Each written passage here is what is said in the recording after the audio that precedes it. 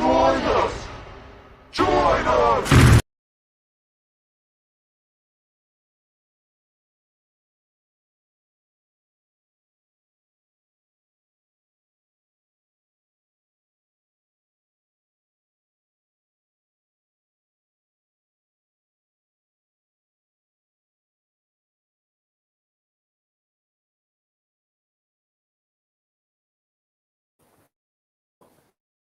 Hello, everybody, and welcome to episode 62. God, can you believe 62 episodes? What are we doing with our lives? What have we done? What have we done? And for episode 62, for the second episode in a row, we have a big musician guest, and third overall. In the past, we've had the following. Daniel DK from Exciter. This past episode, we had James McBain from Hellripper. This time, we got a member from one of my favorite current death metal bands going right now, Stian Gundersen from Blood Red Throne. How are you, man?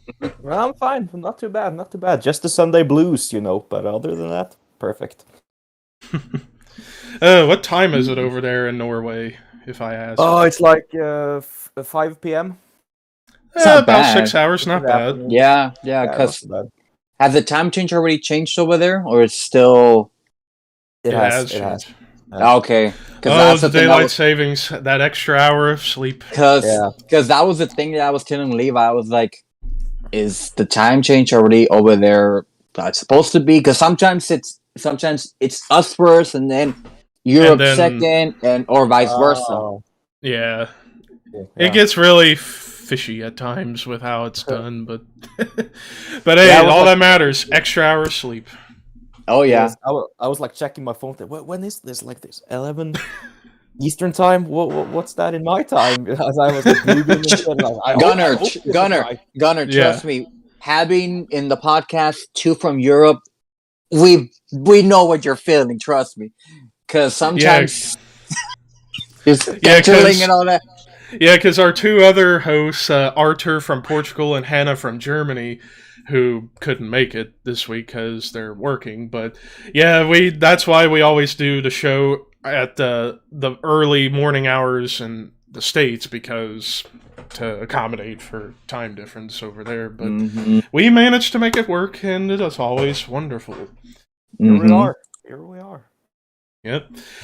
But I figured a good way to, probably the most appropriate way to begin this episode is the same that we've done with other guests we've had on here, and that is all about the metal origin story of our guests, because I'm always fascinated with hearing how people got into metal, and it's like, some people it's the same story, but for others it's very unorthodox, and it's always a curiosity thing. So what I want to know is, how did you get into metal and eventually to the juggernaut that is the lovable, huggable monster that is death metal? Well, for me it started with just liking the sound of distortion. So I was like into 80s hair metal and stuff, Bon Jovi and whatever, Guns N' Roses. And one day when I was in 6th grade, my teacher showed me Manowar, and she said, "You're gonna like Manowar. Listen to this." And today, I'm not sure if I'm gonna take that as a compliment. But I mean, early Manowar, yes. Current 80s Manowar. Yeah, exactly. So I really enjoyed Manowar, and from then on, I discovered Slayer. I never listened to like Metallica or Anthrax or stuff, but I just heard Slayer and the Rain in Blood, the sheer brutality, and I was like, oh, I'm gonna need something more than this now. This is it.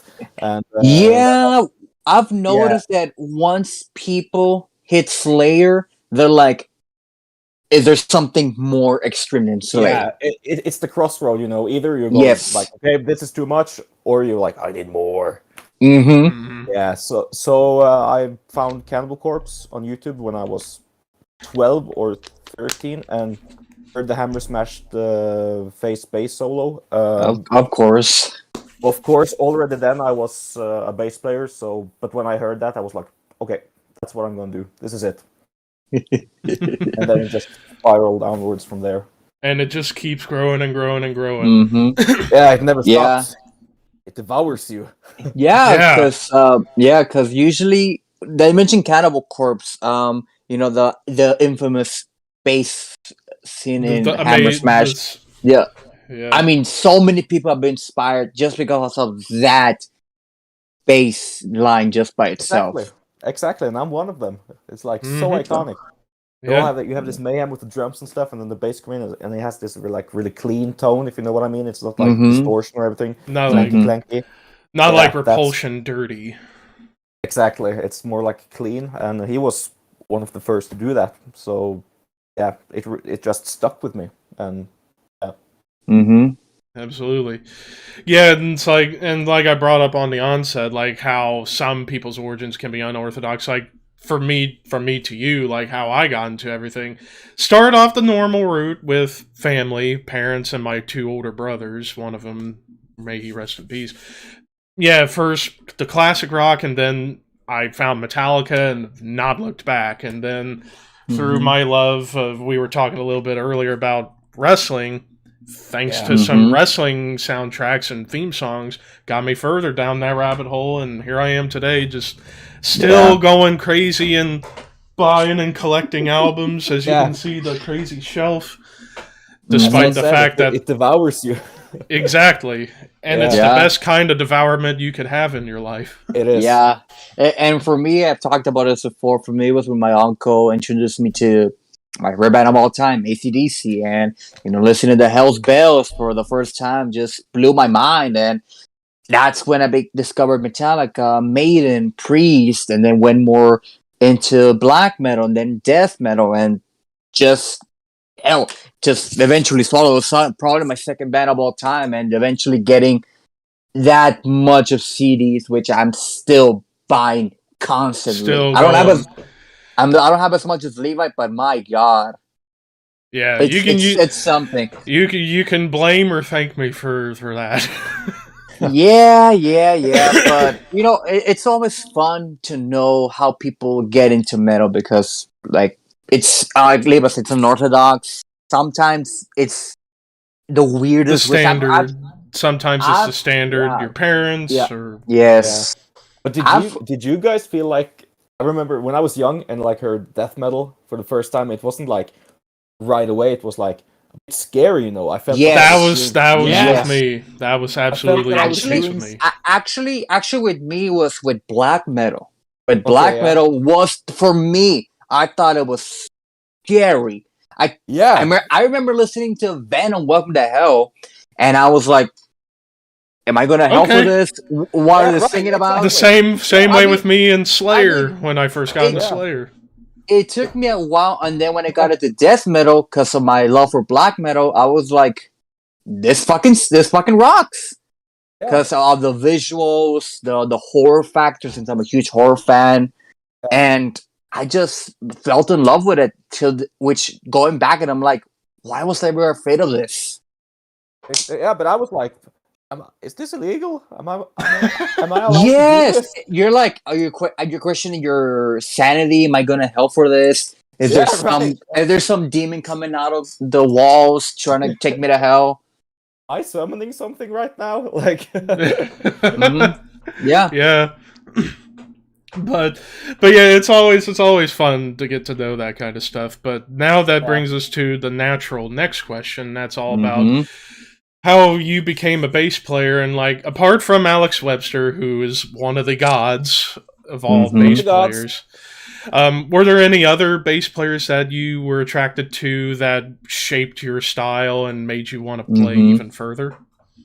well, it all started with, as I said, Manowar, Joey DeMaio. So I played the first couple of years with a pick because I thought he was like the coolest bass player ever, and he do have some really cool bass lines, especially in the older Manowar stuff. So he was the one that inspired me to pick up the bass and start playing. And as I mentioned, Webster. But after Webster, it was I would say the one that have inspired me the most after Webster is Erlend Kaspersen, previous bass player of Blood of the Throne, Spawn of Possession. He's in Igor now. He's insane, dude. He's like, I want to do what he does. I've stolen all his bass lines. That's what I did. Yeah. But funny enough, actually, I do own a bass.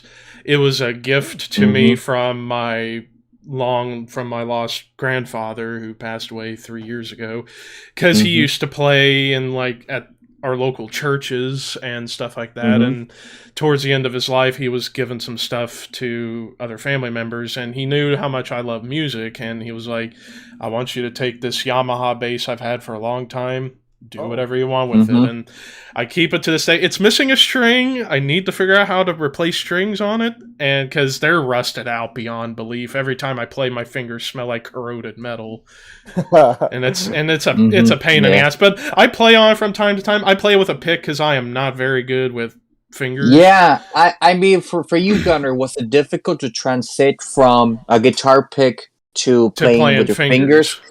Because I know a lot of bassists, like for example, Steve Harris, he always played with his fingers, and when you give him a pick, he's like, "This feels foreign to me. What am I supposed to do with this? What am I supposed to do this?" Because, I mean, a guy like Lemmy used to pick all of his career, and I think there was probably a couple of times he tried a finger pick. He was like, "I can't do this. I need my pick." Was it difficult for you to transition from picking to fingers? Yeah, it was definitely like you feel like you're starting from scratch, basically. But luckily for me, it was only 2 years into my playing where I did the change to playing with fingers, so I wasn't like that good yet. So it's so long ago now. This was like in 2013, I believe. I made the switch. So, but yeah, I remember it being like, oh, this is all for granted now. I have to start over again. But no regrets. No regrets as of now. I'm glad I did the change. But pick players, there are some awesome pick players out there, and definitely have like a unique sound. And there's so many cool metal bands that use a bass player with pick, which sounds awesome. Yeah, amazing, absolutely. Yeah. So we know you're not a bassist player. We know Norway is notoriously known for the Norwegian black metal scene. Yes. In your case, growing up, was there a local scene, or how was the scene in your younger years that made you like play in a band? Was there a local band that was like told you want to play in our band, or did you decide to create your own band? And what was the genesis of a young gunner want to be part of that metal scene, if there was a metal scene where you grew up? Yeah, there has definitely been a metal scene in my hometown of Kristiansand and the town surrounding Kristiansand, where we all go to shows in the weekends and stuff. When you start enjoying extreme metal and you start to pick up the instrument, it's natural that you want to be a part of a band. Exactly. So I remember I paid this dude from like Greece or something to paint the logo. It was called Morbid Massacre, and I didn't have any. That's a cool it was name. brutal. Yeah, and I didn't have any band members or any songs or anything. I just wanted to be a band in a band, So I got this logo made, which was like really brutal, and it attracted a couple of guys. So we started a band. And that's how I became a part of the scene. Eventually, that band became the Dark Nebula, which is a tech death band. We have an EP and a single out, but it's done now. As of now, the guitar player quit and stuff. But yeah, I was actually listening to that last Dark Nebula single just a little while ago, and I was you did? I actually did, and it was really cool. It's definitely tech death that has moments that remind me of like Obscura and Blood Incantation a little bit. That cosmic sci-fi type style, and it was that's really awesome, really man, cool. That you heard it. I would never thought that you had heard that. Yeah, it's pretty underground, But we played it. We played a few shows, and it was fun times. So with that being said, in the metal scene, I gotta ask you this. Yeah. Like I said, Norway notoriously known for Norwegian black metal. Was there still people out there in your scene or surrounded areas that still felt how people like Euronymous had an idea of black metal shit, or you can't be true? It has to be just black metal, true black metal, because I know some people still have that idea that death metal shit and black metal is the true black metal. The real deal. Urgh. Yeah, were there people out there in the scene that will go to the death metal shows and be like, "Fuck death metal, black metal forever," or something like that? Because of that whole folklore from the 90s. Like the elitists and stuff. Yes, I yes. getcha. Black metal Well, elitists. you always have those kind of people, whether it's like with true black metal or like, oh, I'm not going to listen to this because it's not in like a demo quality recorded with a Fisher Price fucking microphone thing. Right. So those people are around, everything has to be like so necro, so like as rotten as possible. And I enjoy some of that stuff as well, but I do too. But I think it's important to have like an open mind and like appreciate a good production for what it is, and appreciate a bad production for what it is. Yeah. But yeah, those people will always be there. And for me, I went in like a pink Hawaiian shirt to the black metal gigs. I didn't care. Awesome. Yeah, awesome. It's all about the music, It's like yeah, as it should be. Yeah, and it's like we go down this rabbit hole because it's like we go back and watch like interviews and documentaries with a lot of the Norwegian musicians from back in the golden years of the black metal scene, and and it's just funny. And we talked about this ironically enough when we had James McBain on here a couple weeks ago. We brought this story up because it's just such a fascinating story, especially for those who watch this podcast that also watch Reaper Metal Productions' Into the Darkness show, and how they had Scott Burns on last year, and that infamous story of how Euronymous put his picture on the back of Death Crush with a censor logo, no mosh, no core, no trims, no fun, and it's like, what a cheap shot. The guy, Scott's just doing his job, and you're never met him, and you're probably never going to meet him, so why take a cheap shot at a guy who's just doing his job? And then again, Euronymous' first major album was a death metal album. Exactly. Yeah. It's just that weird story. It's like Euronymous initially was heavily into grindcore and death metal, and then suddenly, all of a sudden, flips his lid and like, no, death metal is a lie. It's not good. You're only the truest if you have a piece of this skull. It's like, ugh. No. Wasn't it Cornflakes? Cornflakes. Cornflakes. Oh, damn it. But yeah, and it's just funny because now that kind of transitions a little bit into talking about Blood Red Throne, about even though you're the new guy in the band. The new guy, and, exactly. Yeah, and going back to their origin, like how they started with Chort from Emperor and Satyricon forming the band, and it's like I look at that, it's like at first I'm thinking, I thought black metal musicians hated death metal, but it goes to show you that deep down, they loved it. Like, even Necro Butcher loves death. Yeah. Of course. So, in Hellhammer, his style of drumming is very death metal oriented at times with his blast. So, yeah, it's like going back and seeing that, it's like, oh, that's really cool. And then, first album, Monument, comes out. And it's fucking amazing. And then, of course, the band over time just keeps pumping out consistent releases, which now gets us to talking about the new one, Imperial Congregation. So, you've been in the band since, 2018, 2019 period? Yeah, late 2018 I joined the band. And did my first gig early 2019. Yeah. Yeah, how did that happen? How did the great Gunner became part of Blood Red Throne? That's a funny story actually, because I've been a Blood Red Throne fan for many years. Naturally, because they're from my hometown. I've seen them live on a few occasions, and they always like melted my face, because I think Blood Red Throne plays the death metal that I always wanted to play, like straightforward headbanging, crushing death metal, no exceptions, right? And I play in Ivan Mituk, the guitar player's side project called Son of a Shotgun. I've been a part of that band for longer than Blood Red Throne, and when I heard that the previous bass player Ole left the band, I just knew like, oh, this is my shot. I gotta do Yes. this. Like, Mhm. oh goddamn! So I was like saying to Ivan, you have to tell Daniel that I'm ready. I'm gonna do this. And I sent I sent the mail to Daniel like, I am Stian. I play bass. I was gonna ask, were you fanboying the whole time when you were like, I'm gonna do this, because if I were you, if Face would have told me you want to be the new guitarist, I'd be like, yeah. Yeah. Yeah, well, I was Like, fanboying. oh. No shame, no shame. I sent the mail to Daniel. He's Mhm. like the boss man in the band, if you know what I mean. He's the leader. Mm-hmm.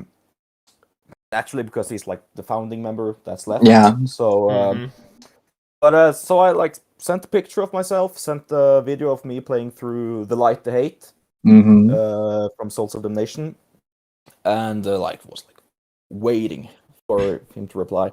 And he sent me a mail like, "I'm sorry, man. I'm afraid you're too young," because at the time I was 18. Yeah, I was 18. Then he was like, "I have a daughter the same age as you," and like, I'm not sure, man. So I was so bummed out. I was like, "Oh fuck, come on!" Mhm. And but I understood, you know. But later, he sent a new mail like, "Come to my house, bring your bass."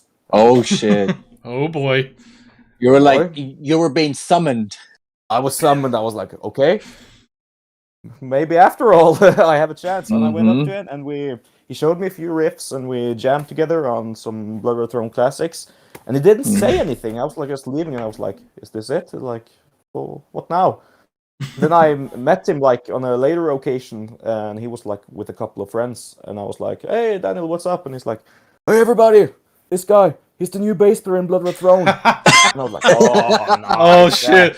It was like Yeah. he wanted to make you think different, just so you'd be extra shocked when it was. Yeah, well, it worked. I was like, It works. yes! Sounds like Yeah, it it did. worked. And I'm stoked. So even to this were day. you cool? You were like, thank you, but inside you were like, No, I keep my emotions on the outside. So I was like, yes. I know. I'm asking because some Maiden musicians really don't express themselves how they usually are inside. They're usually like cool, and then and then they go to the back and they're like, yes. And it's like you get away from it and you're like jumping for joy, like yes, man. Yeah, now I was like jumping of joy right there, and he probably thought, I knew it. He is too young. I knew it. I made a mistake. He's like, what have I done? Yeah, we're gonna have this baby on tour now. Oh boy. Yeah, that is a pretty funny story, but Yeah, now it worked out. Yeah, absolutely. Now, around the time you joined, I believe if memory serves me right, that was around the time the band was about ready to start recording Fit to Kill. No, Or- Fit to Kill was actually done recorded. It was when already I joined done? the band. It Mm-hmm. was already done, just waiting for release. So it's Ole Hellbent, the previous bassist that plays on Fit to Kill. Killer album too. It's cool. I like it a lot too. And the only thing I did previous to Imperial Congregation was the bonus track, Kilf. Yeah. Yeah, I play on that one. yeah, yeah. So, Which now brings us to the new album. Yeah. You know, we've asked this question how many musicians get their ideas, how they record the album. With James' case, since it's a solo man project, he does everything by himself. You know, from the bass guitar to the vocals to drums, the guitars. How did you approach this album? Was there a method, or do you have something already in mind that you pitched the band and they consider it, or they, you know, what was the process of creating that album? The method behind the madness. Yeah, because this album, it's a fucking It's amazing. great album. Like as you saw in my review, Gunner, and it's like I think by this point, like this is for me. I feel like because we're getting close to the end of the year, this is probably going to end up in my top 10 overall because I absolutely love it. I truly appreciate that. That's really cool to hear. Yeah, truly appreciate, guys. Mhm. So for the like songwriting process, since we were three of us are based here in Kristiansand, and the two other guys are like on the opposite side of the country. So we work Mhm. from each our places. But Daniel, he's the main songwriter. He composes most of the riffs, the arrangements, and solos. Ivan contributes with some riffs as well, and writes together with Daniel. Mhm. And Daniel just sent me the demo of the songs, and I make the bass lines, and so does the drummer, so does the vocals. The vocalist Mhm. Yngve Holt. He writes Mhm. the lyrics. So it's sort of like a teamwork, but it's also varies like individual. Actually, we don't Mhm. like get up and jam and write together in the same room or something. We just do our thing. Yeah, because there's some bands who would do that. They just go to a studio and just record the entire song in just one Yeah, hit. One fell yeah, swoop. and that's how they Mhm. write their song as well. They meet Mhm. up and write together. I would Yeah. actually love to do that. I did that with the Dark Nebula and stuff, and it's like a really cool Mhm. and fun process. But we're all grown ups, and Mhm. as you know, they're older than me, and they Yeah. have like it's the way we have to do it. So Yeah. I mean, they have experience. They've gone through the struggle. yeah, Which brings me to a question that I want to ask, and I was talking to Levi about this. Is there any talks of eventually, I don't know if you are probably involved in this, of reissuing the first album? Because uh, no, no, because oh, go ahead. no. Finish, please. Because the first album is probably one of the most important albums in the discography, In the and early it's days, absolutely. and it's so difficult to find at a decent price because my God, Yeah, like when no you see one, it no like one, in no one, Japan, it's sold for like mhm. $100. No It's one out of should hand sometimes. no one should pay more than $15 for a copy. I'm just saying that. Right. Well, Unless Unless you you're like a really have the hardcore like me. Yeah. or unless you have the But money. that true. But That's also mm-hmm, true.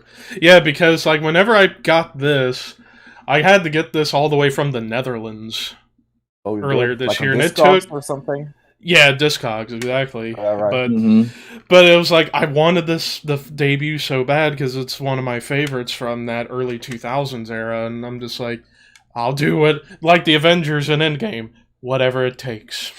Yeah, right. Uh, So, and I'm happy to have it. So there you go. But yeah, that is That's an awesome. interesting question. Like if you and the rest of the band have had any talks with even Nuclear Blast about saying like, hey, do you think we can maybe work out a deal to get like the old stuff reissued, especially since the new album's doing so fucking well?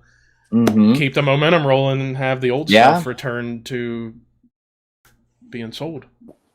Well, I personally would love to do it because, but I'm not sure how it is with like the rights and stuff because I believe that's on Hammerheart Yeah. Records, Hammerhard, right? yeah, yeah. Yeah. Yeah, and then you have like the next few albums or Earache Records, yeah. Earache, the Alter Genesis, Mm-hmm. Come Death and Souls of the Nation. They have the Mm-hmm. rights to those records, but like for me personally, I would love to see those records have like a vinyl release because those Yeah. three on Earache they never did get one. And now I'm talking like as a fan because as I said, Mm-hmm. I Yeah. was a Blood Red Throne. Yeah. I am a Blood Red Throne fan, uh, but yeah, I'm not. There's nothing like we haven't spoken about it like for real. Other than that, like yeah, it would be fun. But my answer Mm-hmm. is I sure hope so. Yeah, Yeah. because like I said, with the new album that just got released, it's getting a lot of people into the band, and they're probably gonna go back on YouTube or on iTunes and listen to Spotify, the what have on you. Spotify and listen to the old stuff, and they're like, "Oh shit, this is so fucking awesome! I want to get this album on CD or on vinyl." Only to see that you have to go to extra lengths just to find them. Yeah, You have to sell your soul to get them, but that's a Exactly. part of the exactly. that's a part of the charm, like the Hmm. hunt when you're The into hunt. physical media. The hunt. Yeah, As which- Motorhead says, sometimes the chase is better than the catch. yeah. Exactly. Which, like I said, since Levi and I are huge CD collectors, and the Horsemen, except for Hannah, she's a huge Hannah's the big Vinyl. vinyl lady. vinyl. Yeah, she's a huge vinyl. For us, when we get an album or a hard to get album, it's like we accomplished something because like I have this finally after so long. Yeah. Like I told Levi this, one of my albums that took me years to find was X Japan's Art of Life, and it took me, I want to say, a couple, maybe 4 years to find it at a decent price. I paid 30 bucks on Amazon, and it was totally worth it because it was only the original pressing I was ever released, and I was like, yes, I finally got it.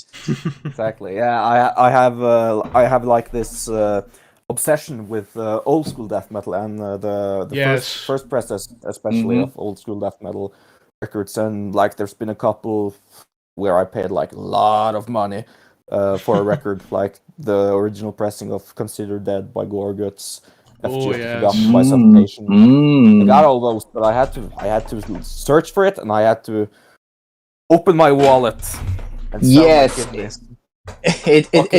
Fuck It's Yeah, It's this time-consuming. version's actually the original '91 release. Right it here. is. Oh yeah. Managed to get it really cheap, actually, like 14 Oh, cool. bucks. So I'll see. perfection. Yeah, That's it's time consuming, but then again, the joy of finding that album or CD in your collection, you're like, yeah, I can live happy. I can die happy. And it's Yeah. funny too, like the same exact conversation we had with James McBain. Like we were talking all about like, because this is kind of almost like a precursor to a future episode that we might be doing, and that's all about physical media versus modern day streaming Digital. services Yeah, and stuff like that. It's like the way I always look at it. Basically, we're just kind of doing that now, talking about it in an episode here. Streaming services, to me, they're cool when done right, like for discovery and for like showing your friends, like, hey, check out this stuff. Oh man, I love this. But because of the generation we're in, where it's like some people just don't want the physical product, they just want to have the easy access to go to YouTube or Spotify or Apple Music to listen to it, which to each their own. But to me, there's always that cool thing of having something physical that you can reference and go through the liner notes, read along the lyrics, and stare at the cover, like staring at the cover of Effigy here. It's just so perfect. So, and while Gunner, you're a vinyl guy, and Hannah, our other host, is vinyl, and some of us are CDs. Like, one of the reasons why I love CDs, not just for convenience, but also you get the best of both worlds. Like, it's still a digital format because you can load it onto your computer and onto your phone to have on the go, but you can still have, for like a party or for a road trip, you put the disc in and just kick back and just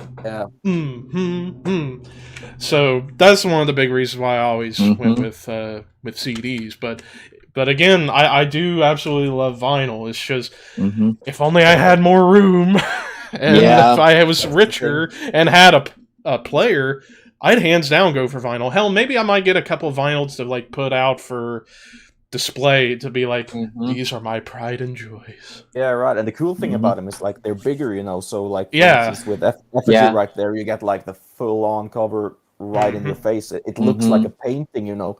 Yeah. So it's really cool. And I think another aspect about it is like the importance of sometimes hearing a record from start to finish the way it's supposed to be, like the way the artist intended it to be. I think that has a charm as well. Yeah. You know, the whole package. Absolutely. Mm-hmm. To kind of go back a little bit to with the new album, I remember first time listening to it right after I got it in the mail, after I pre-ordered it off of the label site, and I was listening to it, and one thing that definitely stuck out absolutely was your bass being right there, cutting through the cut of the mix, and hearing that you're playing. Yeah, definitely. Like earlier, we were talking about Alex Webster. It definitely reminded me a little bit of awesome. Alex Webster, and even a little bit of Steve DiGiorgio, a little bit. Oh, that's as well. awesome to hear. That warms my heart. If you only knew how Anytime. much, dude. Yeah, especially like if I were to pick my favorite off of this, it'd be Conquered Malevolence, just because of them riffs and how everything just sounds so crisp. And the one thing I kept pointing out, and when I did the review for this last month, the melodies coming through as well within the guitars was something cool, because it's like Blood Red Throne, brutal, straightforward, in your face. But yet you get all these cool new tools in the toolbox coming in, which goes to show you that even with the new guy like you coming in, bringing new life to the band and just pushing it forward into almost a new direction, kind of like keeping it keeping it brutal and catchy and riffy, but bringing in these new aspects that perhaps were heard very sparingly in the past.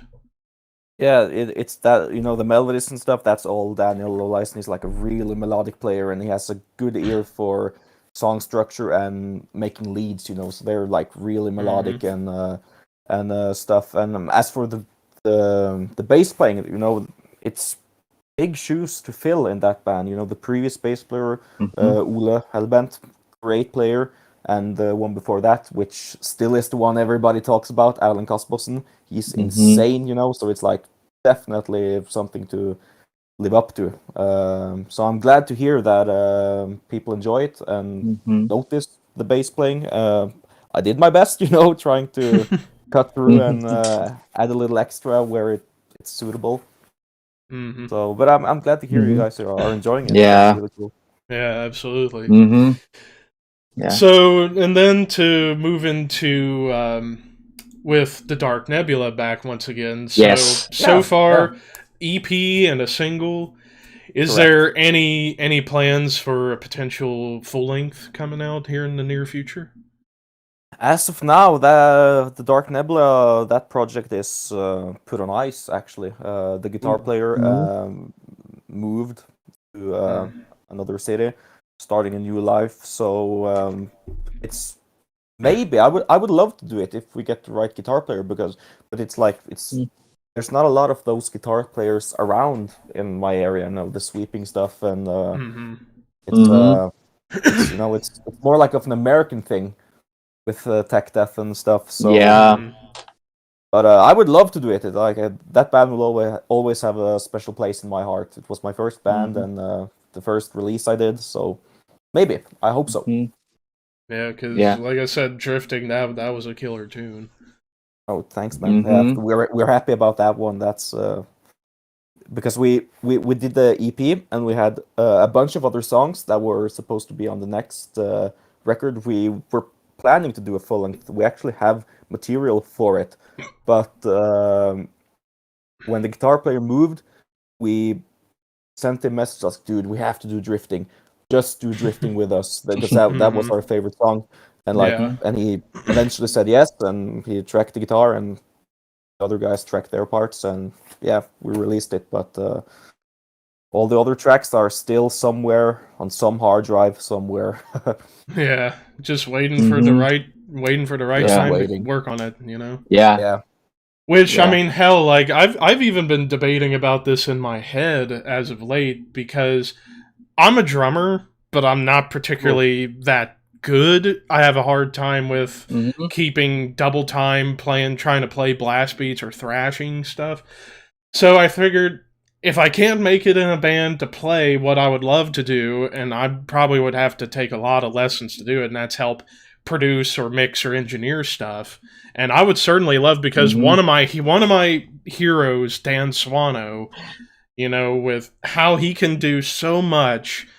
He's a busy guy, you know. He's been in so many bands: Edge of Sanity, Bloodbath, Nightingale, Witherscape, even Star One with Arjun from Arion, among so many things, and mixes records for a living. Like, he's been mixing for Asphyx, Incantation, November's Doom, among so many bands in recent years. And it's like, I would certainly love to be able to help bands with their sound if I can learn the proper tools in the trade of like how you use the mixing board and how you have to clip stuff together and save files. I feel like I probably would be up for many hours just saving files. Like kick drum sound, save. Bass drum, save. Bass, save. And it might feel like a bit much, but that would be something I've been really into because I love hearing sounds within albums, especially as of late. Yeah. The production part of an album is really important. That's like equivalent. That's the bread. That's important. That's like that's like the butter to the music's bread. Yes, it can make a whole atmosphere on an album, so it's definitely an important thing to do. So we should just get at it. Just start somewhere. Absolutely. And speaking, and you brought up the keyword atmosphere. That gets me to talking about your other band, Glimt. Is that Glimt? Yes, Glimt. Glimt, yeah. Atmospheric black metal project, which is very interesting, and full album out this year. Congratulations on that. Well, thank you very much, man. Thank you. So how did that project all come together? Well, fun thing is, the drummer in Glimt is also the guy who played drums in The Dark Nebula, and he also plays drums in Son of a Shotgun with me. He's one of my best friends, and we've as long as we've known each other, we've been working with music together, and we always had this passion for atmospheric black metal, black gaze, post black metal, the Death Heaven kind of thing. Yeah. I actually prefer that to a lot of the true black metal. Don't tell anyone. Yeah, don't tell if Euronymous was alive. Don't say that. or Varg. Oh shit. Yeah. So we got a childhood friend of mine. He picked up the guitar and learned it really fast, and he actually wrote the most part, all the songs except for one, which I wrote. And we just jammed together and recorded it. I believe it was this last winter or spring, maybe. And we had actually the guy who mixes Death Heaven called Jack Shirley to mix this one as well. So yeah, we're really happy about it. It's a fun thing to do, and we were currently working on new tracks to record as soon as possible. Awesome. Yeah, I'll have to let our other host Hannah know because she out of everybody in our circle of friends, she's the big black metal freak, and it's so we'll definitely have to let her know about this band too. Yeah, and she'll probably dig it because she loves that that side of black metal. Yeah. Right. So you brought up before we started recording, you brought up Mayhem. Yeah. How was it for you to meet the guys from Mayhem? Because I get Mayhem probably the biggest band in Norway next to, Blood Red Throne and Emperor. How was it to meet Necrobutcher and Attila and Hellhammer? Yeah. It was weird because you grow up watching them on YouTube and having their DVDs and CDs or whatnot, and all of a sudden they're there in their flesh. But were you scared? Because I've seen people kind of a bit scared at first, but they're like, "Oh no, they're actually the coolest guys." Yeah. Or in the case of Sam Dunn and Vodkin, fucking drunk out of their mind.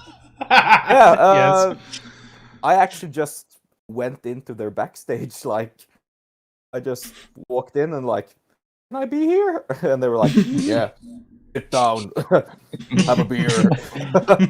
Wow. Yeah, but it was fun times. And the one I spoke to the most was Jan Axel Hellhammer. We had a great conversation and just partied through the night. That was really fun. Yeah. But yeah, it was scary because you know who they are and you respect them. And their history. Yeah. So that brings up another question. Have you had the same thing with guys from maybe Emperor or Satyricon? Have you met any of the guys from the other Norwegian black metal scene? Oh, I have met Anders Odden from Cadaver and Satyricon. Actually ate dinner with him when I was in Oslo. Wow. With No. Blood Red Throne for a dinner. Yeah, that was Wow. fun as well. But no, not so many else. I think no. Höst from Tolke. I met him. Yeah, but that's about it. Not bad.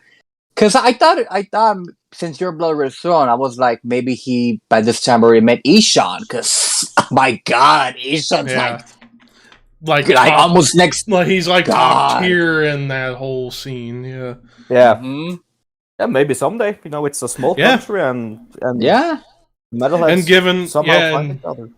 Yeah, given like how back then like most of the bands were all connected together through the scene, and how it's sometimes still that way to this day.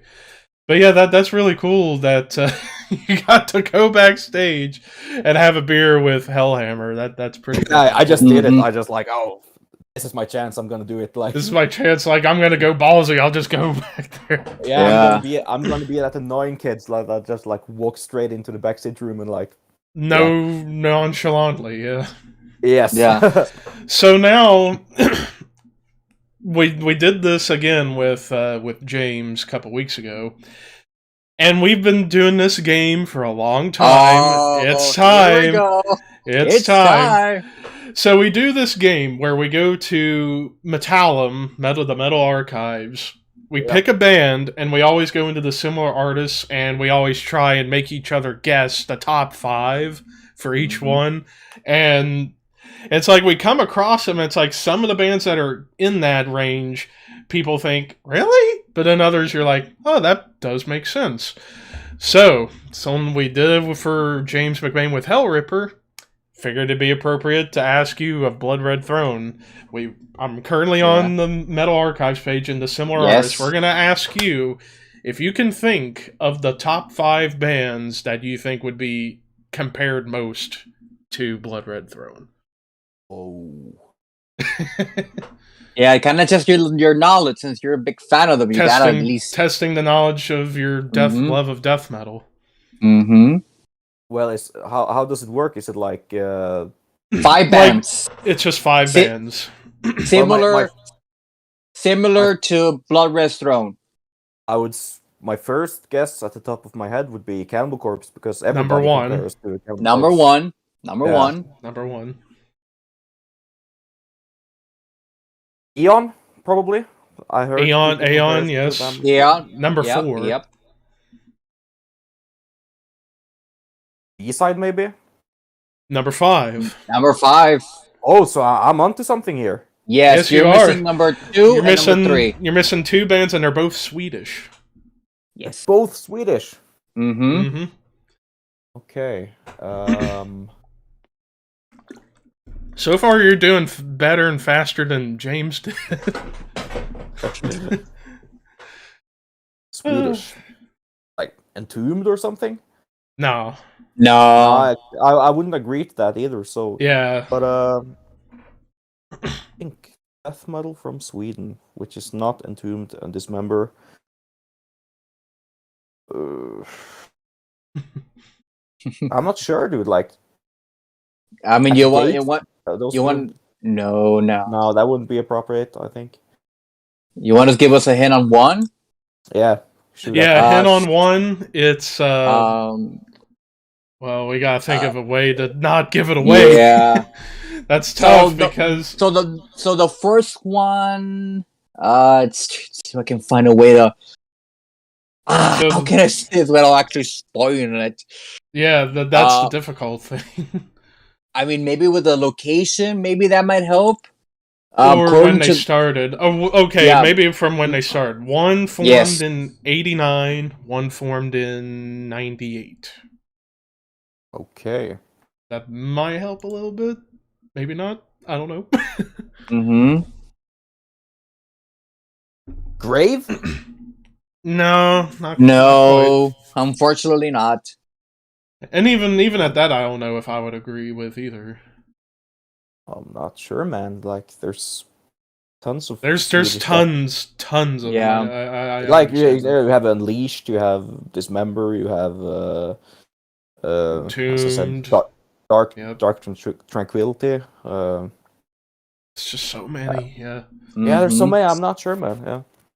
All right. So number 2, Vomitory, Vomitory. Oh, of Mhm. course. Yeah. and number 3, Bloodbath. Bloodbath.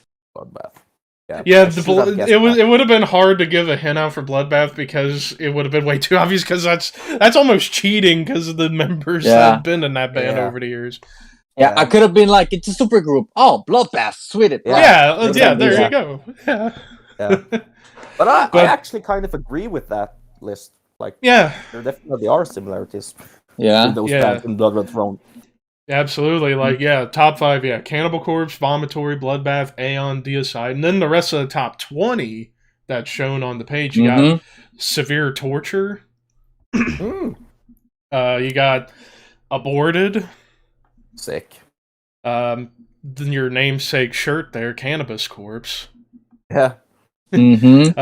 They're in there as well. Yeah, Decapitated.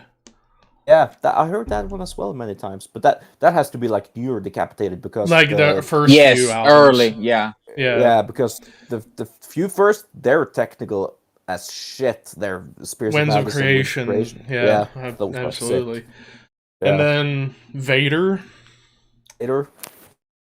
And then for the Mhm. 11 through 11 through 20, Kronos from France. Vile. Yes. Vile. Particularly old Vile before they went Melodeath. Yeah, right. Dying Fetus. Oh, really? Yeah, even though Mhm. they're definitely more technical for sure. Yeah, more technical, more. But then Stab some of the riffing and like the more catchy riffing I can maybe see. Yeah, I can see that as well. And then one of my all-time favorites, Broken Hope. Broken Hope, the Swamped in Gore, dude, awesome. 30 years old now, which is Yeah. insane. Prostitute Disfigurement from the I've Netherlands. heard them. Belphegor, Elphegor. which is strange because, Blackened to Death. Yeah.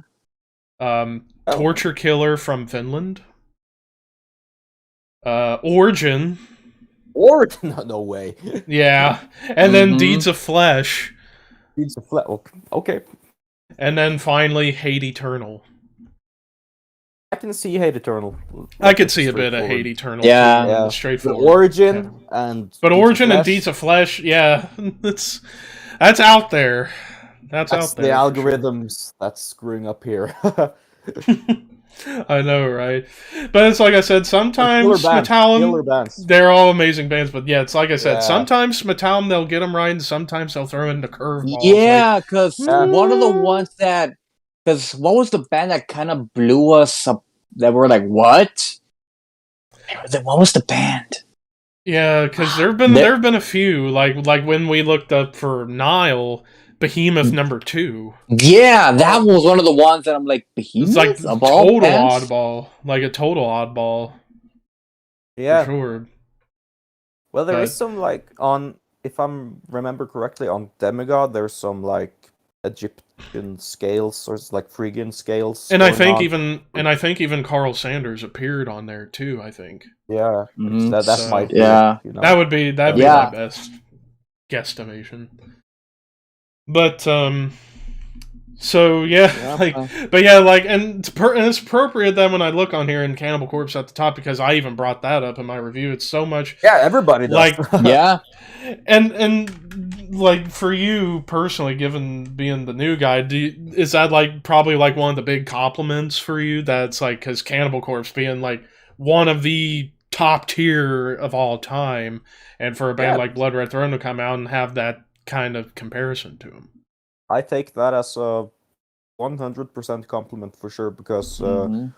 I believe we sort of aim to do the same thing as you have heard like Cannibal Corpse mention in tons of interviews. Like, we're not trying to do something new. We just want to play straightforward meat and potatoes death metal, and that's what we aim to Mhm. do as well. And I think that's a part of the charm because you have Yeah. all this, extreme metal has branched into all these subgenres, which all have like really cool battle. I like slam, I like brutal death metal, dissonant Mhm. death metal, all of that. But the the core, straightforward, groovy death Straightforward, metal. That's- classic, old school style, right down the Exactly. middle. Yep. Yeah, so compliment for sure. Which now that brings us to talking all about, of course, death metal, because Yes. out of everybody in our group here on the podcast, like, I might be a bigger thrash fan than death metal, but death metal is it's like neck and neck almost with thrash for me, because, like, going back to, like, how I got into metal, like, yeah, it started with the typical, like, Metallica, Sabbath, and stuff like that, and then finding Priest and Maiden. But then once I got into middle school or junior high, I got into thrash, and then high school discovered death metal, and just keeps growing ever since. And over the years, it's like, I think I have more death metal albums now than thrash, but I just still love thrash because I think they're neck and neck around. they're there. neck and neck for me for my favorite style of metal. But with death metal, I'm the big death metal guy out of the whole group here on the podcast. Well, technically our friend Pixie, but she's not here, and she used to play in death metal bands back in the 90s and stuff. But aside from that, so when talking about all of death metal, because like you just said, so many styles out there. You got the straightforward traditional death metal, you got brutal death, slam death, blackened death, death and roll, death doom, deathcore, tech death, mellow death, prog death, death grind. They're just it's just death thrash. It just goes on and on and on. But like, when it comes to like your personal favorites out of all death metal, like, you know, Deicide and Cannibal Corpse and stuff, like other death metal bands that you have long adored that you want to talk about here. Yeah, for me, as I said, it started out with old school death metal, and that's still very close to my heart. But recently, or the last few years, like technical death metal, I listened to that a lot. Like, and especially the early technical death metal with Suffocation, Cryptopsy, those bands. That's like probably where I would say I belong. Somewhere in the old school death metal, technical death metal, yeah. Absolutely. Scourge. Yeah. The Scourge. Yeah. Killer bands, yeah. But you know, as I said, it's a big genre. It's branching everywhere, and one could argue, along with black metal, the biggest subgenre around the world. Yeah, but that's what I like about it. You know, there's like always a new corner to discover. There's always new bands. Always like I never thought in a million years I would be listening to Chinese black metal or Japanese black metal. Never in a million years. Which Japanese or Indonesian slam. Yeah, it just slam as well. I love slam. Like, I think it's awesome. Not much of a big slam guy. Yeah, I can appreciate slam. Personally, I'm not the biggest fan of slam, apart from like the old slam, like Devourment and Internal Bleeding, especially that first Internal Bleeding album. Wow, that's some heavy shit. It is, yeah. But like, I always go on Bandcamp and like check out the subgenres and listen to yes. Order. If I like something, I usually place an order. Yes. Yes. Focus on buying new music and supporting new bands. Yeah. With me with Bandcamp, and Hannah, if you're watching this, thank you, and damn you for getting me into Bandcamp, because she got me into Bandcamp, and we just had Bandcamp Friday a couple of days ago. Did you buy anything by any chance? No, I didn't. I didn't buy anything this Friday, but I usually try to do. But now, for me, salary-wise, it's the end of the month, so I don't go to Bandcamp now. I'm not touching that thing. That would, the whole paycheck would be like zip, nothing. That would be like the economical ruination for me if I open Bandcamp right now. Oh yeah. It's about like me whenever I go everywhere: Bandcamp, eBay, Amazon, Discogs, and I just keep finding stuff. And it's like, I need to get a hold of myself at least until after Christmas, because I gotta buy hot tub for the folks. You mean a hot tub time machine? Ooh. I'm Kill always gonna bring up that, Levi. You know that by I know memory. you are. I know that. Damn it. Yeah. So, Gunner, I asked this question to James, and I'll ask the same to you. Since I'm the horror fan out of the group, the horror movies and all that. Are you a horror fan as well, or maybe what are your favorite horror movies? Do you enjoy the genre, or do you like something from the genre, or maybe a fond memory of a horror movie scene, maybe something like Chucky or Halloween or something like that? And did that kind of help you influence? I don't know, maybe your writing or something. Yeah, I love horror movies. I think it goes hand in hand with death metal, Mm-hmm. and particularly the old horror movies. Those are my favorites from late 70s, 80s. Like anyone's in particularly? Yeah, I remember like the one that really ticked my box in the early days was Evil Dead. Like, Of course.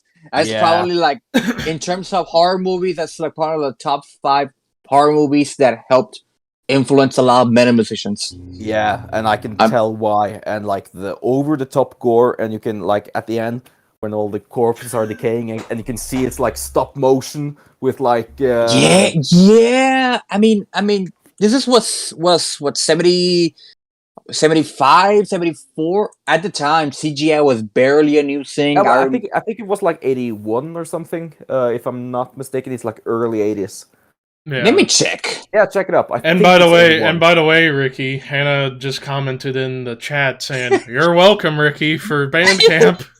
Yeah. Hi, Hannah. 81? 1981. Yep. So, yeah, at the time, CGI was barely becoming a new thing. Mostly it was makeup special effects, which Yeah, personally and- I enjoy more. Same. I same, wish do as well. I wish that modern horror movies still have that, but I'm guessing they don't want to pay the artists, they want to pay the makeup artists to do that. Yeah. That's what they use a lot of It's a lot of CGI. work. And it would take a long time. I mean, take a movie like The Thing. That Yeah. wasn't CGI. That was just pure on That's all- special effects. All practical effects, yeah, like makeup. Yeah.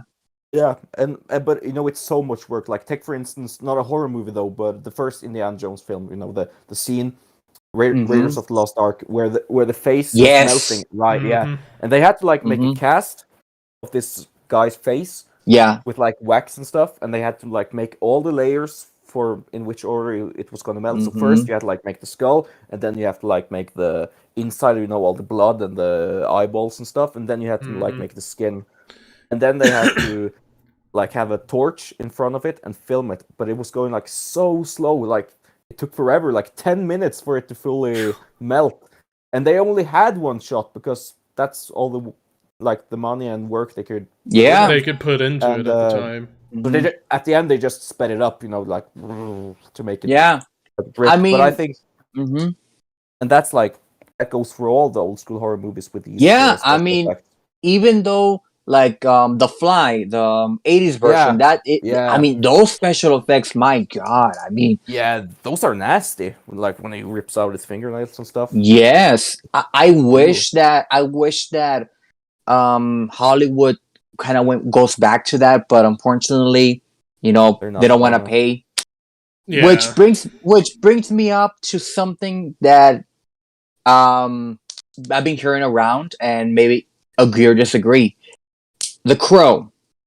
Yeah, The Crow is one of the most impactful movies, not just in the movie genre, but gothic the scene, but in metal. I mean, we've had hell. Even the wrestler Sting got inspired by the Crow to create his Crow For persona. his new character, yep. Yes. Are you forward or against it that they make a remake out of the original Brandon Lee film? well, when it Because- comes to remakes, Because it's been something that's been in production for, I want to say, part of a decade. I know at one time Tom Hiddleston was supposed to be the Crow. Jason Momoa was in for the Crow. Luke Evans was in for getting the Crow. But if they were to do that remake, would you be like, "Oh, give it a shot," or be like, "No, that movie should not be touched because, my God, that movie is probably one of the most cursed movies in Hollywood." Well, I'm not like totally against it. Like, sure, if they want to do it, go for it. But I don't see the point because the majority of the fans will always appreciate the originals movie. This goes for a lot of other movies as well. Like when you make the eighth movie of a series, is like it's lost its impact. If you know what I mean. What was that? I said I was coughing saying Fast and Furious. Yeah, right. Yeah. 9. And they did it. And then in 2013, they did it with The Evil Dead. Which that one was good. Yeah, it wasn't bad, but like no. I mean, dude. If they were to remake The Crow, I suggest they would at least get it close to the original graphic novel. Yeah. But the thing is about whoever becomes Eric Draven, aka The Crow, will have to have some big shoes to fulfill. Because when we think of The Crow, we think of Brandon Lee. Yeah. That's it.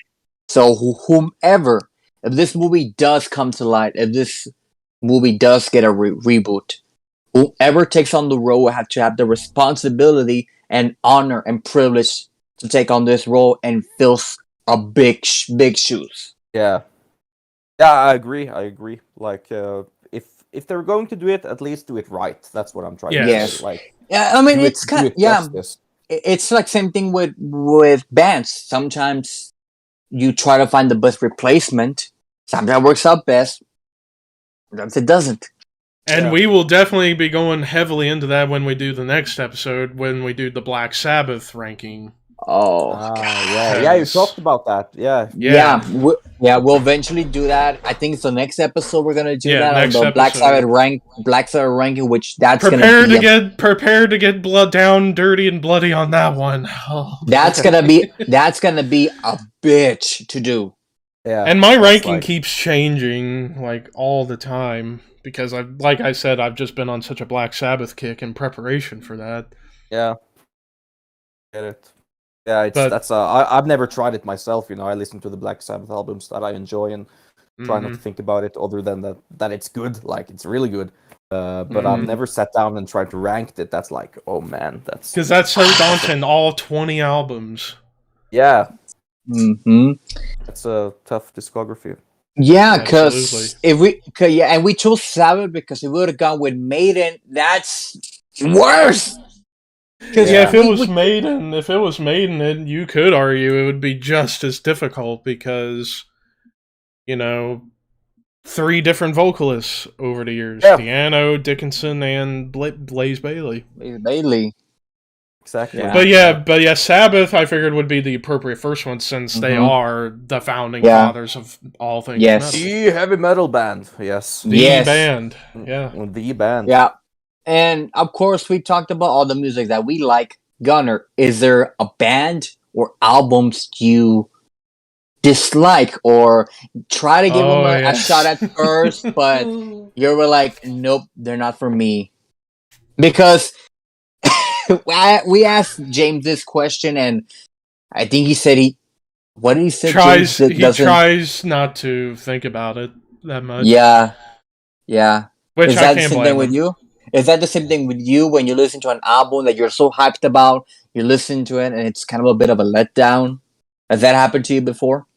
Well, of course, you can't like every band and every album and every song within the genre, but I try not to. That's not something that I usually think about. That's like, okay, this wasn't for me. I'll find something else. But the first band that comes to mind, and you guys probably gonna hate me since you're into thrash metal, but Anthrax. I never whenever someone plays Anthrax, I'm like, it just doesn't do it for me. If you know what I mean. Yeah, because when you do look at the big four, it's like Anthrax is the one band that sticks out like a sore thumb for sure. Mhm. If that does answer your question, if I got it right, Mhm. Yeah, Yeah. yeah. What yeah. about album? Anthrax definitely is like the band that's the most Mhm. divisive out of the big four. It's like people think, oh, do Yeah. they belong? They don't belong. I mean, I like Anthrax, particularly the old stuff from the Mhm. 80s, because I felt that was when they were at the top of their game. Well, their Yeah. last two albums, I think, have been really good. But yeah, Mhm. then you get into that period in the 90s and early 2000s when they went way off the rails. And now that I can agree, absolutely, from like, I mean, Sound of White Noise was actually, I thought, was good, and then after that, they really kind of lost the plot. And I can definitely see Mhm. where you're coming from, especially in Yeah. the later era, for sure. Yeah. But yeah. But the reason I asked this question, and Levi knows this, is because with me, It- that's the yeah. same thing with Anathema. I love the first Yes. 5 Anathema albums. After that, those 5 albums, I You tried just my best. you try I and it tried just doesn't my work best, for you. Yeah. and somehow my brain doesn't connect. Like, nope, Yeah. nope, it's lost circuit. Trust me, I've tried, and yeah. Or with And that Levi's can case, be. Oh God, in my case, oh geez, like Machine Head. That's like the one for me. It's like, ugh. There are a few good albums. I will admit, like Burn My Eyes and The Blackening, especially Unto the Mhm. Locust. I'd say those are the three best. But it's just, I don't know what Rob Flynn thinks a lot of times with what he's doing. It's like he's carving his own path at one time, and then he hops on the new metal train, and it does not fit. Especially that last album, Catharsis. Ugh. So if I get I think I get the question now. If there's bands that I enjoy, but like only certain albums, and then their albums. Mhm. The Yeah. rest are just kind of meh. Yeah, meh. Yeah, but you know that's a common thing, especially when bands grow bigger, that they take a new direction, which Oh brings a lot yeah. of new, which sort of splits the fans. You know, the old Yeah. fans, like they're not Mhm. into it, but there's a lot of new people that's Yeah, into it. like Gojira would be one of those bands for me, Mhm. because when I listen Nowadays, to yes. when I Yeah. listen to Gojira, I listen to the death metal stuff, you know, and the newer albums, Mhm. they're not for me, but I can see why people like them, and I respect Yeah. them for taking another direction, if you know what I mean. And you know, I'm kind of with you on Gojira. I mean, I did like Magma when it came out, Yeah, but like the there's a new couple of album, cool but tracks there. Yeah. Fortitude.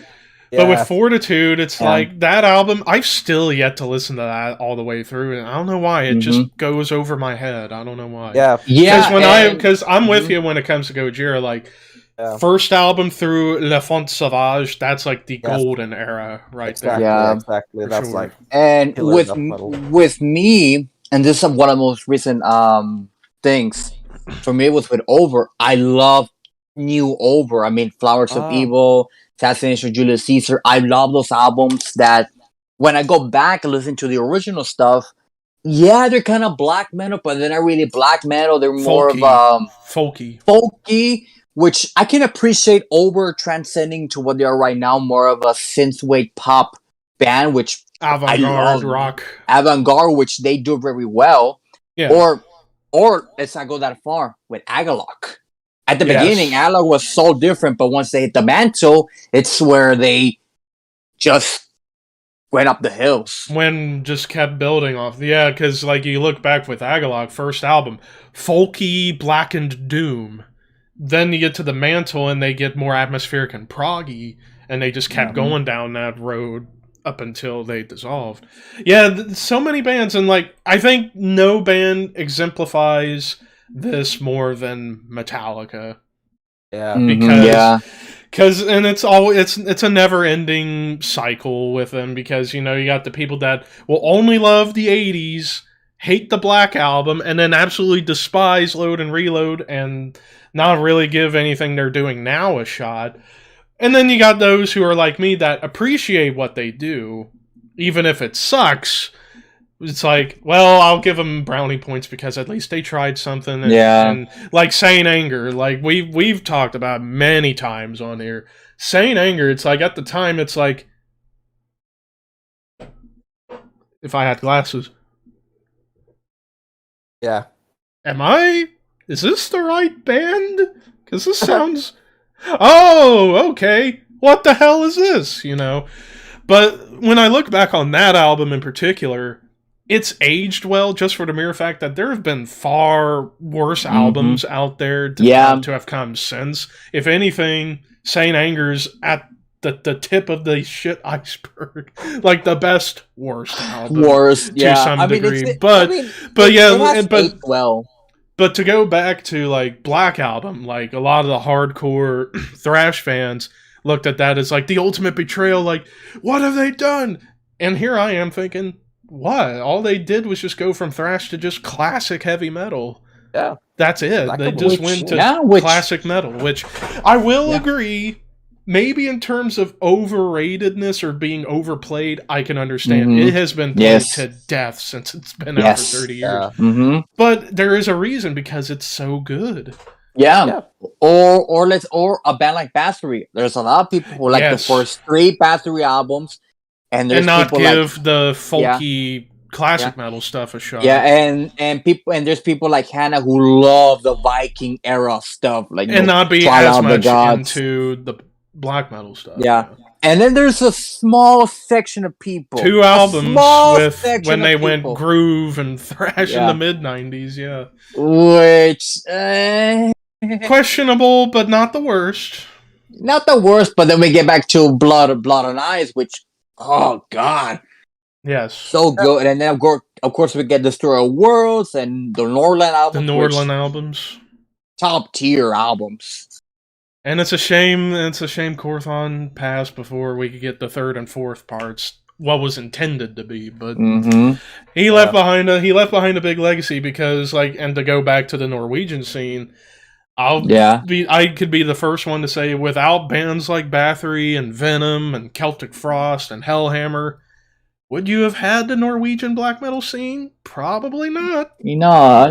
You wouldn't at all. You wouldn't. And I think an album that doesn't get mentioned too much when it comes to like the prototype black metal, I think, is Show No Mercy from Slayer. Yes, that is an important one. And how ironic enough, we were talking again back to James McBain. We were talking about how we're thinking of having him come back to be on an episode for top 10 proto/first wave black metal albums, because that's his forte of stuff. Yeah, because Hellripper is like new wave of British heavy metal mixed with like black metal, right? Yeah, and a little bit of thrash too. I actually have his record, his latest one, in my Fair of the Poisons. Here. Yeah, yes, I think that's a killer album. Holy shit, it is. It's really good. Yeah, little shout out to you, James. Yeah, he was super, super, super cool. And we had Daniel DK on last year from Exciter and Diamonds and stuff. Talk about 2 completely different bands. One being a more glammy band, and then one being one of the pioneers of speed metal. And because with how he's been blowing up, wow, my voice cracked horribly. With how he's been blowing up on Twitch, and he's become a good friend of mine, a good friend of the podcast, and now James is in that realm. Hell, wouldn't it be kind of crazy if we had all 3 of you at once? Oh, God. That'd be like the biggest party. You could like cover the entire spectrum of metal in like Absolutely. I wouldn't be surprised if after this, all 3 of them become a super group. Well, hey, there you go. Well, hey, you got bass, you got guitars, you got vocals. Just need a drummer. Yeah. Yeah, that's all you need. You know, in these days, it'd be like a speedy Black Death thing, like kind of like early Black Death thrash, kind of like that mix. Like, I'm up for it. Sounds that'd be like almost like Celtic Frost. Yeah, probably. That'd be badass. I'm gonna have to talk to James and DK about that idea now. Oh god! Like, oh boy, let's get going with this. We're gonna be responsible for a new supergroup coming. We just need a drummer. Yeah, we just need to get a drummer guest who would be down to do something like that. Yeah, you have to prioritize that for the next episode. Absolutely. Yeah. Absolutely. Never. But but going back to talking about with death metal, of course, as I was talking to you the other day while I was away on my vacation up in Toledo, and how I went mad with buying stuff, and we were talking about the first Obscura album, Retribution, and how I brought up to you how it's like I listened to that for the first time off YouTube back on Monday, and it blew me away, thinking like, wow, this sticks out from the rest of their discography like a sore thumb, because you look after that with Cosmogenesis up to Delivium, and now with their new album coming out in just a couple weeks, they went from being more straightforward, heavier tech death to being more that proggy, melodic tech death over time, which I love that. But after listening to Retribution, I feel like maybe 10 plus times by this point. Ever since I heard it on YouTube and then listening to the CD, it's like, this album's risen up. If we were to ever do on this show or on my channel in general, Obscura ranking, Retribution would probably rank pretty high up there for me. Yeah, it's a killer record, and I always thought that at least like a personal opinion, I think like Obscura is one of those bands where picked up where Death left off, if you know what a little bit, yes. Yeah, a little think, bit, like, yeah. But that's expanded like, on that for sure, yeah. Yeah, it's like that's where Death would have ended up if it wasn't for Chuck's passing, unfortunately. Yes. I think. Can't but, believe it's not been too 20 sure. years since he's been gone, you know. Oh, Ricky, I think he's trying to fix his shit. He'll be back, but yeah, I can agree with you. Yeah, like Obscura, it sounds like the continuation and the expansion of what Death was doing on like Symbolic and Sound of Perseverance, especially. Exactly. Yeah, that's my point. So it's I all my respect to Obscura. I've listened to them like a lot throughout the years. Great band. Also, I could argue also kind of continuing where Necrophagus left off a little bit too. What was that? You fell out there for a second. Oh, I was saying like also I could argue it's also a little bit of a continuation of where Necrophagus left off as well. Yeah. Especially considering you had a couple, especially since by the time Cosmogenesis and Omnivium came out, you had 2 members of Necrophagus, Christian and Hannes. Exactly. Christian's actually back in the band now on the new album. Just missing Hannes, but with Hannes busy with his solo project, Alkaloid and Triptychon. Yeah, and the one of the previous bass players has joined back as well. Ron Teslingen, I believe his name is, if I pronounced that right. It's like formerly from Netherlands. Pestilence. Yeah, and he's a great bass player. He plays like the 7-string Warwick. Awesome. Oh yeah, especially watching him. Like I bet you had the same reaction as I did, Gunner, when watching the Anti-Cosmic Overload video and watching him just go to town. Yeah. Like, whoa. It's phenomenal. Kind of like like his style is almost like his style is kind of like a mix of like Steve DiGiorgio and John Myung from Dream Theater a little bit. Yeah, like best of both worlds right there. Yeah. The best of like the prog and the best of the insane heavy technicality kind of mashed together. And he plays like a 7-string, which is like insane. You know, the neck of that thing is like almost about thicker than my fucking skull. Yeah, I play the same bass as he does, but in 5-string, and the neck that he plays is like this big, like almost gent style. Has to like hold it on his shoulder probably while he's playing. Yeah, those basses are heavy as shit as well. They're so goddamn heavy, so I can't imagine how heavy that bass must be. Like 7 strings, Jesus Christ, dude. I know, that's absolutely insane. Yeah, but he pulls it off. So, all right. So, any new music you've listened to lately, or any albums that that come out this year that you would like to give some props to? Yeah. Yes, as I mentioned earlier, I tried to buy like a lot of new music, and particularly this year, there's been so many cool albums. Like let's see, Undeciphered, one of my favorites from this year. Brutal death metal, really awesome. You should check that out. Mm-hmm. Burial in the Sky. That sounds like a cool killer, one. Yeah, killer prog technical death metal from the States. Songwiskabog did really good. New Aborted is killer. Yeah, I love that new Mhm. Aborted album. I need to pick that I up ha- at some point. Yeah, 2 seconds here. I have like most of the new ones right here. I'll just have to see. Clear my head. Hell, even the new Cannibal was pretty killer this year. Yes. And yeah, right. The new Carcass is killer. I really love it as well. Oh. Mm-hmm. And one of my favorite from this year is this one, Ophidian Eye. Hmm. They're from Iceland. Technical death metal, really killer stuff. And From not to Iceland, mention that's from sweet. Iceland, yeah. And not to mention the new Archspire, which is like a slap to the face. I need It's to so check that goddamn one out awesome. too. Yeah. And First Fragment, the new First Fragment is great. I'm geeking out now. Sorry, but No. Well, no, that It's fine. we go down this all the time. Yeah. yeah. You So my fit point is, perfectly. I'm all about the new stuff, the new bands, like trying to catch up with Mhm. what is fresh. So Right. Bandcamp, Yeah. as I said, is really good for that. And that's Yeah. my orders. Yeah. Yeah, like with me, it's like I feel, and I was talking about this with a friend of mine on Instagram last night.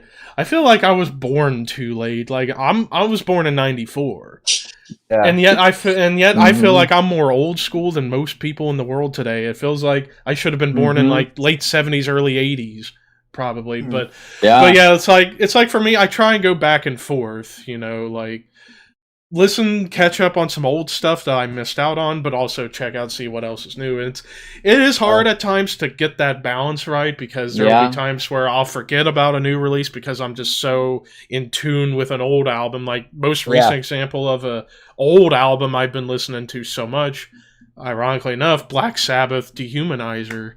I had been really listening to that almost nonstop since I first heard it on YouTube and then bought the album when I was still going absolutely insane. But yeah, I'm the master of insanity. Aha! Pun for the song. I'm so terrible. It's oh shit. No, it's like that. You know, you try to catch up with new stuff. You know, there's so many good classic records that you like have close been to your lost heart over and- time. Yeah. Yeah. So it's you can't like you can't get to hear everything. It's like some albums, No. some bands just going to go like straight. Yeah. Over my That's head, just yeah. Like with me, I'm still trying to catch up with some of the albums I actually had like 2 years ago, the album of the year list. Yeah. And buying like new stuff and buying some of the old stuff that I don't have in my collection. So it's kind of hard at times that It is. there's an album that I really enjoy, and then there's something I've been listening to years that just goes off my head. Yeah. That's how it is. It's a part of the game, I think. Mm-hmm. Absolutely. As I'm To play- trying to find actually some of the ones from this year I really loved. Mm-hmm. Yeah, the search through the massive shelf. Is Oh, God. The archive. The archives, I'm the archivist. Yes. Get the library going.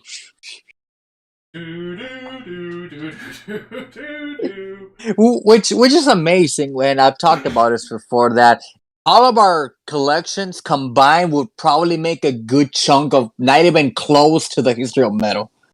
Yeah. Because we all have rarities that we're proud of. We all have albums that mean to us, and that brings us something. Is there albums that are impactful to you that without this album I wouldn't be the person that I am today, or some of your most favorite or precious albums? Oh, that would have That's to a be difficult like one for sure. Yeah, but I would have to say like the old school death metal stuff. That's where I started collecting, and really getting into the music like religiously. So for me, it's the early death metal stuff. Yeah, and I think and since I listen to so much like slam, brutal, tech death stuff right now, I think old school death metal now it's like a easy listen, if you know what I mean. That's like listening Yes. to Mötley Yeah. Crüe for me. But I think that really softened me up to be able to consume all the Mhm. heavier stuff, even heavier stuff. So yeah, I would Mhm. say Yeah. the early Candle, Yeah. Deicide, Morbid Mhm. Angel. Death, Yeah. Obituary, amongst so Death, many. of course, yeah. Yeah. Because for us, we have some albums in common that we just love and worship, like The Mantle, Primordial to the Nameless Dead, Behemoth the Satanist, Emperor the Ninth Side Eclipse. So much that Yeah. without these albums, we wouldn't be here. It wasn't for them. Without a lot of this. Like, I wouldn't Yeah. be who I am without Master of Puppets. Yeah, exactly, yeah. Nor will I, or maybe with Back in Black, I wouldn't be who I am without Back in Black. Exactly. Yeah, and definitely as far as, like, for this year, like, this is all the most of what I've gotten this year, and there's still some more I need to pick up before the end of the year for the episode we got coming out next month. But Yeah, because you do like the end of the year list, like yes, the best. Yes, Yeah, for the and best oh of the my year. god, oh my god, like, and just like you said, Gunnar, so much great music has come out this year from Yeah. underground and big bands too. It's Yeah. been amazing to think where we are right now with the music. But yeah, like, definitely Imperial Congregation up there for me for sure. Thank you. This one, the most recent one, that's arguably my number one right now, but it could change. The new Mastodon, Hushed and Grim. Oh my god. Oh my god. Like, whenever I listen to this, it's like, given the backstory of what happened to their previous manager passing from cancer a few years ago and how this is like a tribute, man, there are songs on here that go from classic Mastodon to like what they were doing on albums like The Hunter and stuff to getting flat out dark and somber and depressing, and then even a couple songs towards the end sounding similar to almost like Black Sabbath and getting doomy at times. But yeah, for a double disc set and the cool packaging inside with the wolves and the skeletons and stuff and the castle, so cool. But yeah, this one, wow. For me, probably the best thing they've done since Crack the Sky. It's Well, I'm sold. I need to hear it. I haven't. It is masterful. It is long. It's 90 minutes through double disc, but they both feel completely different from one another to some degree. And speaking of double albums, the new Maiden, Senjutsu. I haven't heard that either, actually. It's really, really good. I think the final song, Hell on Earth, may be one of the best closing songs Maiden's ever done. I'm not going to say the best, because Hallowed Be Thy Name is like God tier, or Rhyme in the Ancient Mariner, but it'd be in the top 5 for me, because it's a beautiful song. I'm a Power Slave guy. I always like. I love Power Slave, and I love Power Slave and Number of the Beast and Seventh Son the most out of Maiden. Yeah, and Ricky's giving his stack, but Nightmare of Being by At the Gates I really loved. Yeah, that's awesome. Getting flat out proggy now, and even saxophone and going almost like atheist at times. We're getting a bit techie at times. We were supposed to play with them this September, but the shit got cancelled, as you know. But I was really looking forward to that because At the Gates is like killer band. Mm-hmm. Absolutely. Yeah, and for me this year, my stack's kind of looking a bit big because I have here both the Righteous Skies albums that he released this year, which I need to fucking check out phenomenal. those. Yeah, they're fucking amazing. From Santiago, Chile, one-man death doom band. Soen. Oh, probably one that's gotta be in the, I got it too. Probably in the top 5 of this year. It's been back and forth for number 1 for me. The Soen album. Me too. Martin Lopez, bless you with your drumming prowess. Swallow the Sun, 20 Years of Gloom, Beauty, and Despair, the live double CD, DVD and then the compact. new album coming out next week. Yeah, Flowers. It's gonna be definitely sweet. Check it out too. Yeah. Warm, Forever Glade. Yeah, Forever Glade. Yeah, that's a killer record. Death Doom, Funeral Doom from Florida, which, my God, it's fucking good. Yeah, I've been hard on that one the past week since it came out. Aldrich Room with a Painted Mind, kind of like a proggy post-metal Death Doom band. Really out there, kind of psychedelic, which kind of fucks you in the mind, but in a beautiful way. Mariano's Rest with Fata Morgana. This is what I would say if Swallow Sun and Samyam had a beautiful child. This would be them. Of course, Genjutsu, Iron Maiden. Of course, being the Maiden fan, I had to get it. Me too. Hooded Menace. I've been jamming at Oh. Twitch's Bell so much lately. Yeah, that's a heavy one. Yeah. I feel like Especially- out of all the albums this year, this is maybe the one I've listened to the most. Because when it first came out, I was blown away, and I just kept repeating it and repeating it. Yes. It's so fucking catchy. Especially the song "Those Who Absorb the Night." My God, I love that song so much. Carcass, Yeah. Torn I love- Arteries. Yeah, killer.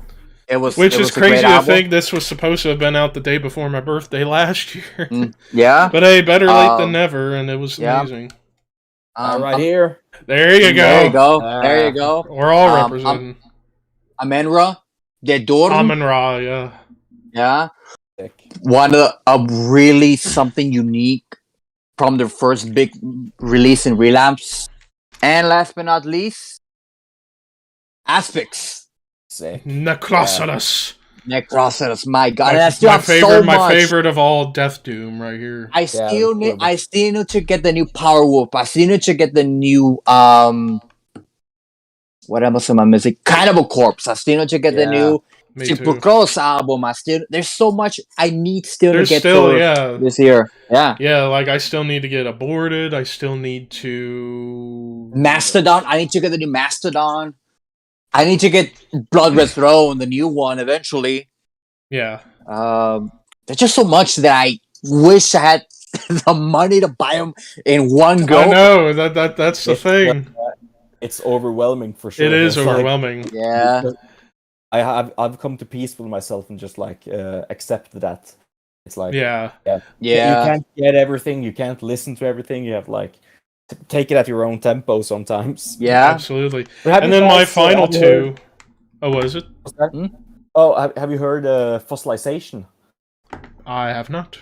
Nope. Since, both mentioned Death Doom bands. Fossilization out on Everlasting Spew, their new EP. It's awesome Death Doom. You have to check that out. One of my favorite from this year. What was Oh, that yes. album again? Fossilization. What it's called? It's called. It's on Bandcamp, right? It's on Bandcamp. It's Everlasting called, Spew Records, I believe. Everlasting Spew from Italy. Killer label. They have like tons of good stuff coming out. It's called. Let me check here. I got like the brain fart here. You know all the titles. Yeah. There's only a limit to how much descriptions of death and decay you can remember. Yeah. I know, With the right? original genre. Yeah, but Yeah. it's called. Let's see here. Check it out. He whose name was long forgotten. Check it out. That on the Killer. list. And Yeah. then my last two that I got here, right here, I got the new Dark Throne, Eternal Yeah. Hails. Mhm. I love how they just keep going with the classic heavy metal style, and I think we can all agree. I love how this sounds like it's a late '70s, early '80s demo recording, and Yeah. it's so good. And that was Uh, definitely like something Fenris was doing, like conscious, like he knew what he was doing because he's like really into the old stuff. Old school metal He's- stuff. Mhm. Yeah, he's one of the true guys. Yes. And then the final one from this year that I have that I love, the new Evil. Evil, yeah. Oh my They're god, from like Britain, right? yeah, England, yeah. Yeah, and England, it's yeah. and it's so crazy to think how far they've come in their sound despite Matt Drake not being in the band as the vocalist anymore. It's his younger brother Old Drake singing. But he has, and I know that's the big divisive point is his vocals, but to me they fit what they're doing, that more death thrash sound because it's much faster, much more brutal, kind of like Slayer, Sodom, early Sepultura, and Possessed kind of in a blender is what this Yeah. album is, and even a great cover of Mortician's Zombie Apocalypse. Oh, sick! I love Mortician. So that yeah, I need to check that Oh. out. That's Yeah, it's a definitely- killer album. Killer for fans of thrash, especially for fans of thrash that has a little bit of death metal chops, like in the solos and the speed. Mhm. Hell, they get flat out on the song "The Thing" 1982. They get real, like, almost blast beats all over the place on that song.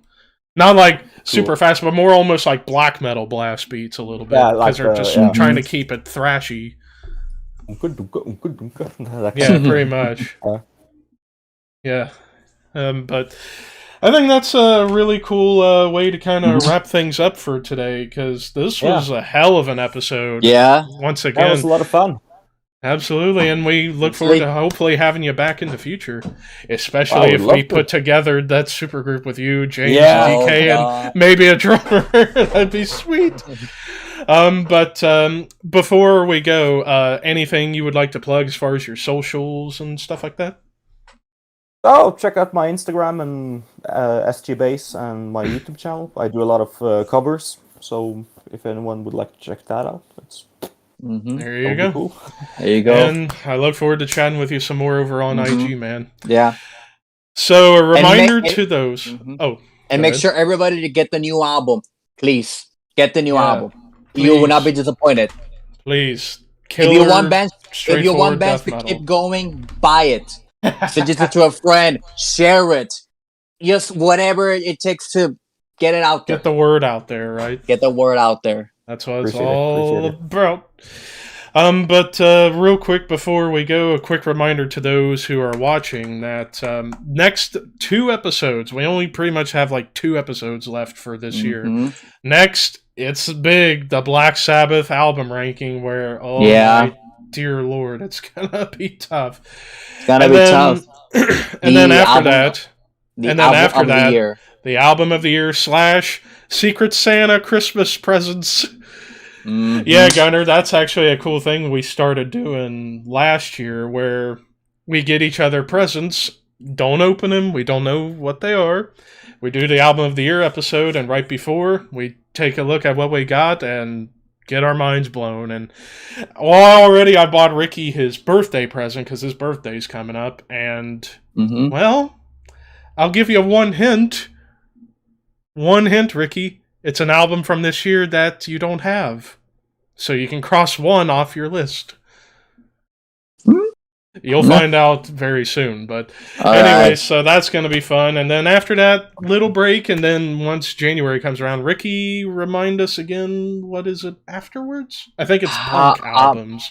Yeah, it was the punk episode. And then I think the gothic metal episode. Albums. And then after that is the metal and culture.